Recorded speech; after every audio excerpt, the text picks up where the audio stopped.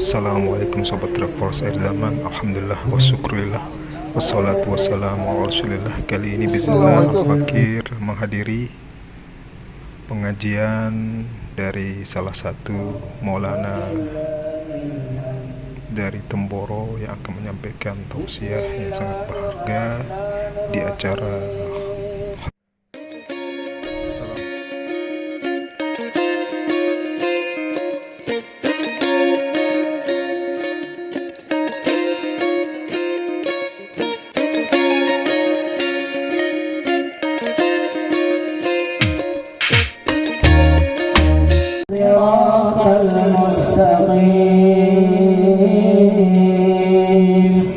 صراط الذين أنعمت عليهم غير المغضوب عليهم ولا الضالين.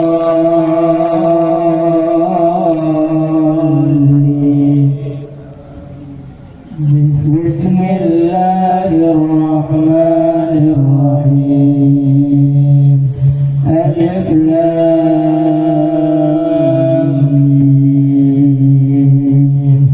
ذلك الكتاب لا ريب فيه هدى للمتقين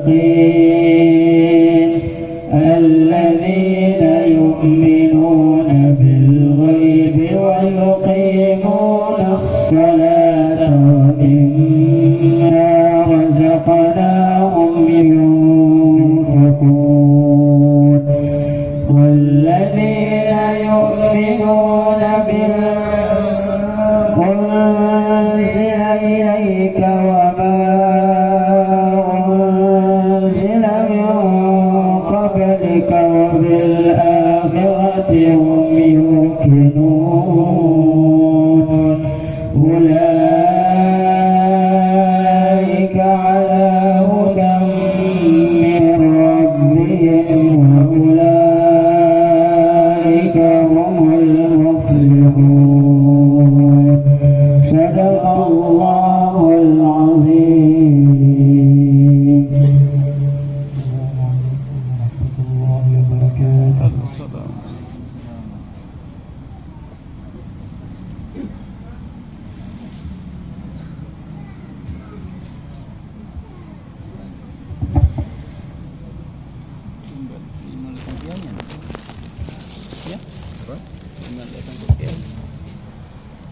Ada bagian tadi Bapak Ibu hadirin yang dirahmati Allah Ta'ala, prestasi anak-anak kita yang sudah menyelesaikan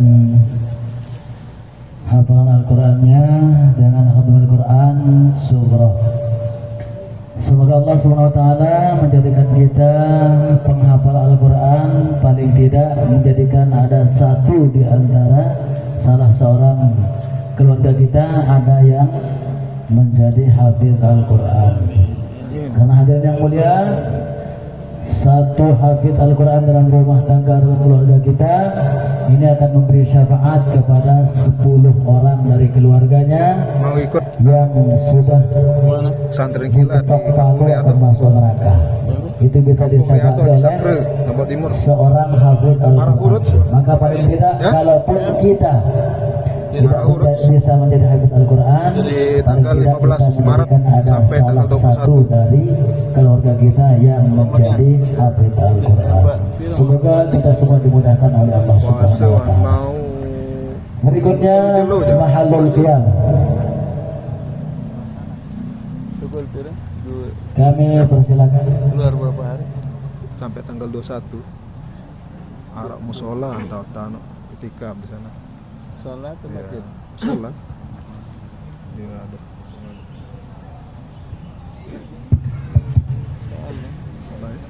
Diminta kita semua untuk berdiri. Mari tuan-tuan yang mulia, kita berdiri semua insyaallah.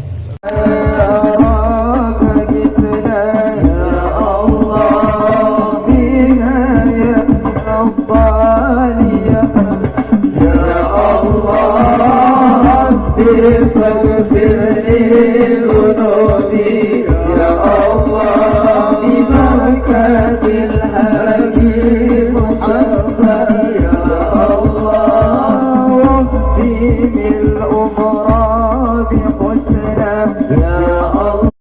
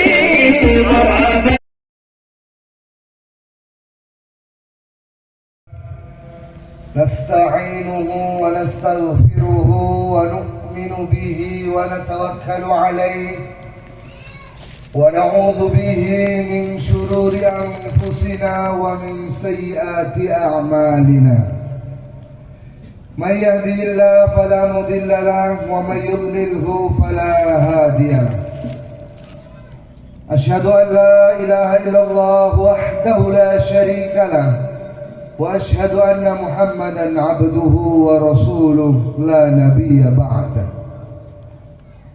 اللهم صل وسلم وبارك على سيدنا محمد وعلى آله وأصحابه أجمعين أما بعد. Yang kami muliakan para alim ulama, habaib, tokoh-tokoh masyarakat, tuan-tuan guru, dan seluruh hadirin wal hadirat yang mudah-mudahan dimuliakan oleh Allah Subhanahu wa taala. Alhamdulillah, summa alhamdulillah. Kita bisa berkumpul lagi pada kesempatan kali ini yang sangat berbahagia menjelang datangnya bulan suci Ramadan yang kita nanti-nantikan bersama. Bapak-bapak hadirin sekalian, rasanya baru saja kemarin kita melewati bulan suci ini. Baru saja kemarin kita melaksanakan Hari Raya Idul Fitri. Ternyata bulan yang kita nanti-nantikan ini sudah akan datang lagi di hadapan mata kita. Begitu cepat waktu berlalu, 1 tahun tak terasa sudah habis begitu saja. Pertanyaannya adalah, dalam 1 tahun ini kita banyak menyenangkan Allah, kita banyak melakukan perkara yang diridhoi Allah, atau malah melakukan yang dimurkai oleh Allah. Dari selesai Ramadan yang lalu sampai akan masuk Ramadan ini, pertanyaannya, lebih banyak amal-amal baik yang kita buat atau lebih banyak amal buruk?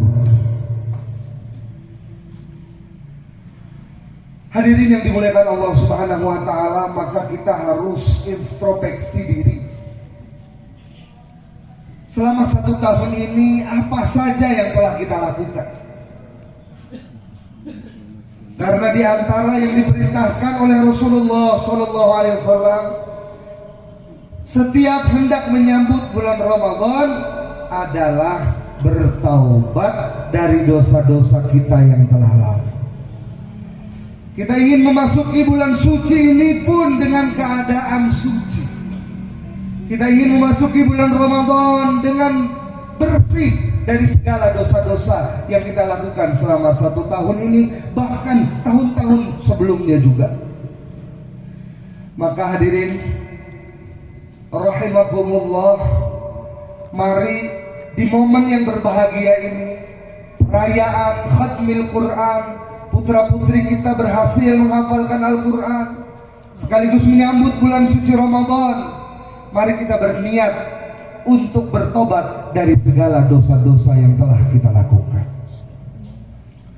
Kemudian untuk menjadikan tobat yang betul-betul berkualitas dan tobat yang diterima oleh Allah Subhanahu wa taala, Al-Imam Al-Ghazali telah menjelaskan dalam kitabnya yang fenomenal Ihya Al-Ulumuddin bahwa ada 3 syaratnya apabila seseorang ingin taubatnya diterima oleh Allah Subhanahu wa taala. Yang pertama adalah orang tersebut harus tahu bahwa dia telah melakukan dosa. Logikanya, bagaimana seseorang akan tobat, bagaimana seseorang akan menyesal kalau dia aja nggak sadar baru selesai melakukan dosa. Bagaimana orang akan merasa bersedih kalau dia nggak tahu barusan tuh baru menyelesaikan dosa.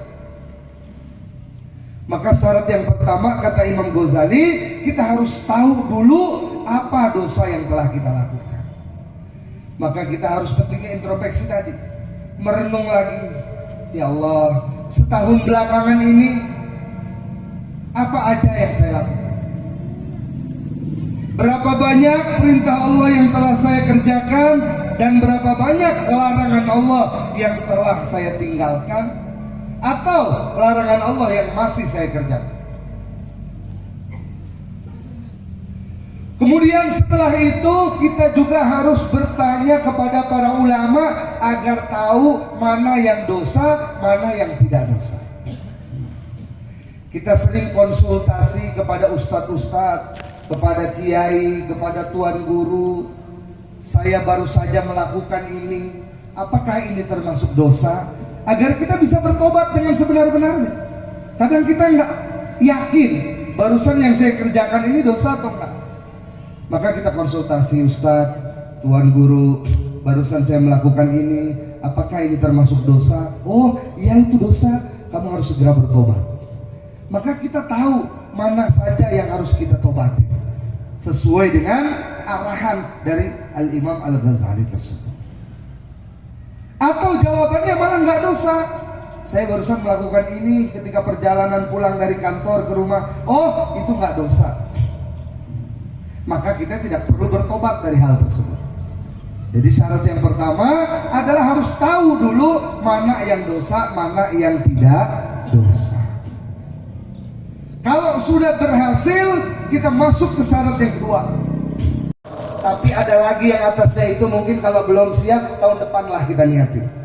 Ya, bukan hanya anggota badan yang puasa, tapi otak dan hati ikut berpuasa dari tidak mengingat Allah. Ini ngeri banget, susah banget. Ya, ini hanya orang-orang yang betul-betul Allah pilih. Ya, anggota badan full sudah taat, gitu. Tapi otak kita kadang mikirnya aneh-aneh. Ya, apalagi puasa, lemas, sering tiduran, sering ngelamun, mikir kemana-mana. Itu sudah dosa menurut orang-orang yang dekat dengan Allah SWT. Secara standar fikih, selagi belum dikerjakan hanya di otak atau di hati, itu belum dosa. Tapi standar sufi, standar wali, standar orang-orang yang dekat dengan Allah, itu pun sudah menjadi keburukan di hadapan Allah SWT. Maka puasa mereka bukan puasa nahan haus lapar, bukan puasa anggota badan dari maksiat, tapi puasa mengendalikan pikiran dan hati, hanya ingat kepada Allah SWT 24 jam. Inilah yang dicontohkan oleh Rasulullah Sallallahu Alaihi Wasallam. Karena yadkurullaha fi kulli ahyani. Nabi Sallallahu Alaihi Wasallam 24 jam selalu mengingati Allah. Bahkan ketika tidur pun mata boleh merem, tapi hati tetap berzikir, tetap melantunkan lafaz Allah, Allah, Allah. Insya Allah bapak-bapak kita juga niat insya Allah. Jadi hidup selalu ada peningkatan kebaikan menuju standar mulia Rasulullah Sallallahu Alaihi Wasallam. Kemudian yang terakhir, karena acara pada hari ini kita adalah hataman Al-Quran dan hataman kitab putra-putri kita, maka ini juga harus disyukuri sebesar-besarnya. Putri-putra kita menghafal Quran, menghafal kitab, itu lebih besar nikmat dari mereka mendapatkan harta di dunia. Karena harta di dunia bisa membahagiakan kita sebentar. Berapa tahun umur kita nggak tahu, tapi hafalan Quran mereka bisa membahagiakan kita selama-lamanya di akhirat nanti. Bapak-bapak, ibu-ibu yang dimuliakan Allah, begitu kita masuk ke alam kubur itu sudah terasa, Pak. Ya. Begitu kita masuk ke alam kubur sudah terasa dibanding dengan kubur-kubur samping kita yang anaknya tidak hafal Al-Quran, anaknya tidak hafal kitab, anaknya tidak belajar ilmu agama, kiriman doa-doa dan amalan sangat sedikit. Tapi begitu seorang hafid Quran, tiap hari dia takror hafalannya 3 juz, semuanya diniatkan, pahalanya dihadiahkan kepada orang tua. Kayak apa banjirnya kuburan kita dengan kiriman pahala. Belum kalau dia hataman seminggu sekali, belum dia zikir, belum dia sholat tahajud, belum dia berdoa, belum dia berkhidmat, belum dia belajar nulis. Ya Allah, ku persembahkan semuanya untuk kedua orang tuaku yang telah ada di kubur. Bayangkan banjir pahala kuburan kita luber ke samping-sampingnya. Insya Allah tidak ada penyesalan, insya Allah. Memondokkan, memasukkan anaknya ke pondok pesantren tidak nyesal, bapak-bapak? Tidak nyesal. Belum pas bangun dari kubur kita akan terkaget-kaget dan terbingung-bingung. Kenapa? Karena orang bangkit dari kubur ini, Pak, mohon maaf ya bahasanya, tidak pakai baju alias telanjang semuanya. Ya, kecuali para nabi, para rasul, orang-orang yang dekat dengan Allah itu diberi kemuliaan, bangkit dari kubur sudah pakai baju. Tapi secara umum bangkit dari kubur semuanya telanjang. Nah, bapak-bapak, ibu-ibu yang anaknya belajar di pondok pesantren menghafalkan Al-Quran, apalagi yang baru hatam, akan bangkit dari kubur sudah pakai baju. Kita akan terkaget-kaget, loh, kok udah pakai baju? Oh, yang lain belum. Bajunya sangat indah, warna hijau, sangat enak dilihat mata. Yang kaget lagi apa? Sesama, oh iya, turun digandeng lagi. Ikut, Pak, nggak perlu ngapal, Bapak, susah. Kepala mereka ini mau pecah ngapal Quran, Pak. Serius, bertanya sekali-kali, ajak ngobrol. Gimana sih kamu ngapal Quran, susah nggak? Susah. Satu halaman nih kita udah lancar, kita masuk halaman berikutnya, yang kemarin lupa. Sedih. Ulangi lagi, susah. Maka begitu besar balasannya dari Allah, naik lagi. Kita nggak perlu ngapal, udah ikut digandeng, ikut naik. Bukan 10, 20 tingkat, bukan 100, 200, bukan 1000, 2000, 6.600 ayat dalam Quran dibaca, naik surga tingkatan 6.600, surga yang dekat dengan surganya para nabi dan para rasul, surga Firdaus al-A'la. Kayak gitu, ibu-ibu malam-malam sebelum tidur masih ragu, ngomong sama bapak sambil pakai krim malam pelembab. Pak, bener nggak ya keputusan kita naruh anak di pondok pesantren? Kenapa masih ragu, bapak-bapak, ibu-ibu? Ini udah gak zaman. Ini pertanyaan viral sempat. Kapan? Tahun 80, tahun 90. Kalau kita taruh anak di pondok pesantren, mau jadi apa, mau makan apa, gimana masa depannya, ini dulu viral. Sekarang nggak ada kayak gitu. Udah nggak zamannya ragu. Begitu mulia kita nanti di akhirat, Pak. Digandeng ke Telaga Kausar, digandeng melewati Sirot, digandeng melewati Mizan oleh anak kita, Pak, sampai masuk ke surga yang tertinggi, digandeng terus. Kenapa kita masih ragu? Insya Allah. Insyaallah. Tapi itu semua Pak Ustadz dari awal